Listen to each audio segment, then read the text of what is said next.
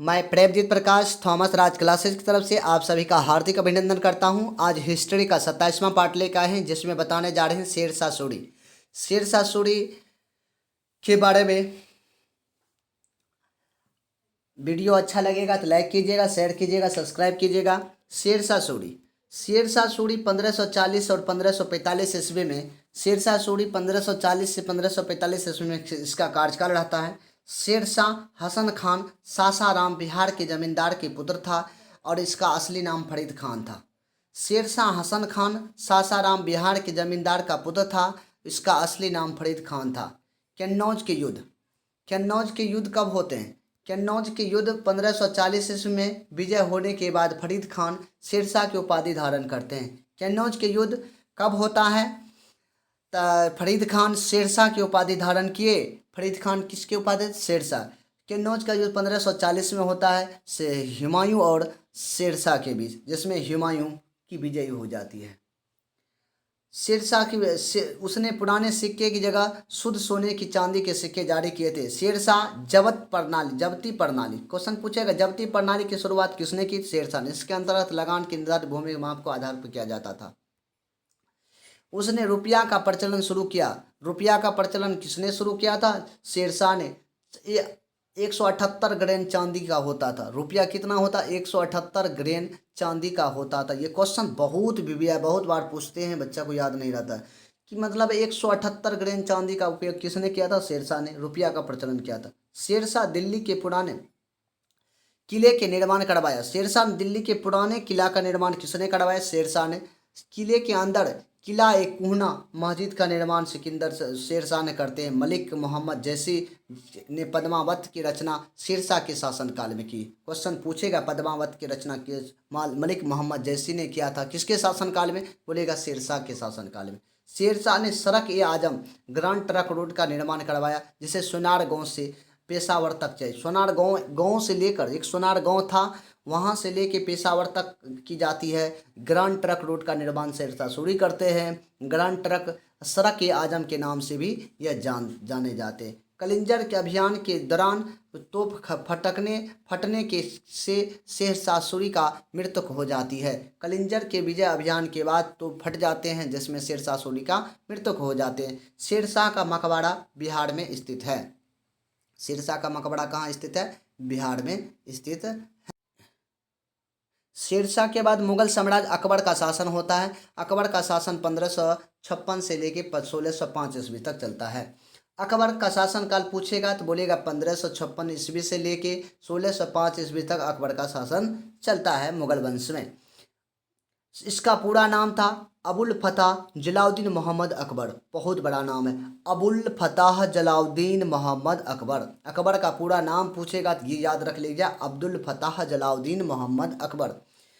15 अक्टूबर 1542 ईस्वी को अकबर का जन्म अमरकोट में हुआ था। क्वेश्चन पूछेगा, अकबर का जन्म कब हुआ था? तो बोलेगा 1542 ईस्वी में 15 अक्टूबर को। कहाँ होता है? अमरकोट में। इसकी माँ का नाम नवाब हमीदा बानो बेगम साहिबा थे। अकबर का माता का नाम क्या था? नवाब हमीदा बानो बेगम। हुमायूं की मृत्यु के बाद उसके पुत्र अकबर दिल्ली के फिर अगला शासक बनते। जैसे हुमायूं की मृत्यु हो जाते हैं, उसका पुत्र अकबर दिल्ली की गद्दी पर बैठते हैं और 14 वर्ष की आयु में पंजाब के काली नीर नामक स्थान पर अकबर के राजा अभिषेक किया गया और बेरम खान अकबर के संरक्षण थे। क्वेश्चन पूछता है कि 14 कितने वर्ष की आयु में अकबर ने गद्दी पर बैठा था? 14 वर्ष की आयु में। पंजाब के कालीनगर नामक स्थान पर। हाँ, अकबर के राजा अभिषेक था। अकबर का संरक्षण किसको कहते हैं? बैरम खान को। पानीपत के द्वितीय युद्ध होते हैं।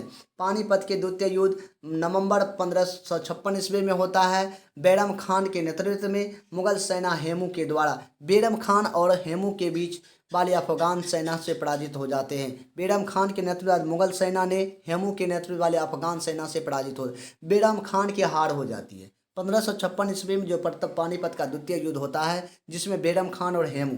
अकबर के सेनापति कौन था? बैरम खान। और अफगान सेना कौन था? हेमू के नेतृत्व वाली, जिसमें हेमू का विजय होता है और बैरम खान का हार होता है। हेमू बिहार के अफगान शासक मोहम्मद आदिल शाह को हिंदू का सेनापति था। क्वेश्चन पूछेगा कि हेमू बिहार के अफगान शासक मोहम्मद आदिल शाह का हिंदू सेनापति था। मेवाड़ के शासक राणा प्रताप अकबर के शासनकाल में मुगल सेना के बीच 1576 ईस्वी में हल्दी घाटी का युद्ध हुआ था, जिसमें मान सिंह के नेतृत्व मुगल सेना विजय रही थी। अकबर का दीवान टोडरमल था। अकबर का दीवान कौन था? टोडरमल। और 10 साला बंदोबस्त लागू करते। 10 साला बंदोबस्त किसने लागू किया था? अकबर ने। अकबर ने दीन इलाही को स्वीकार किया था। 10 साला टोडरमल, अकबर के दीवान कौन था? टोडरमल। 10 साला बंदोबस्त किसने लागू किया? अकबर। दीन इलाही का स्वीकार किया था अकबर। प्रथम और दीन इलाही स्वीकार करने वाला प्रथम और अंतिम हिंदू बीरबल था। बीरबल के बचपन का नाम महेश दास था। ये क्वेश्चन कभी पूछ देता है, बीरबल का बचपन का नाम क्या था? महेश दास। अबुल फजल ने आईनी अकबरी तथा अकबरनामा ग्रंथ लिखा है। अकबरनामा, अबुल फजल। आईनी अकबरी, अबुल फजल। भारत में मनसबदारी प्रथा अकबर ने प्रारंभ किया था। मनसबदारी प्रथा का एक विशेष सैन्य और प्रशासनिक व्यवस्था था। मनसबदारी प्रथा का किसने निर्माण किया था भारत में? अकबर ने। अकबर के दरबार में अब्दुल सम्मद, दसवंत और वासवन प्रमुख चित्रकार थे। अब्दुल सम्मद क्या थे? अकबर के दरबार में चित्रकार थे। दसवंत चित्रकार थे। वासावन चित्रकार थे। दीन इलाही धर्म का प्रधान पुरोहित अकबर ही था। क्वेश्चन पूछेगा, दीन इलाही के प्रधान पुरोहित किसको कहा जाता है? अकबर को ही कहा जाता है।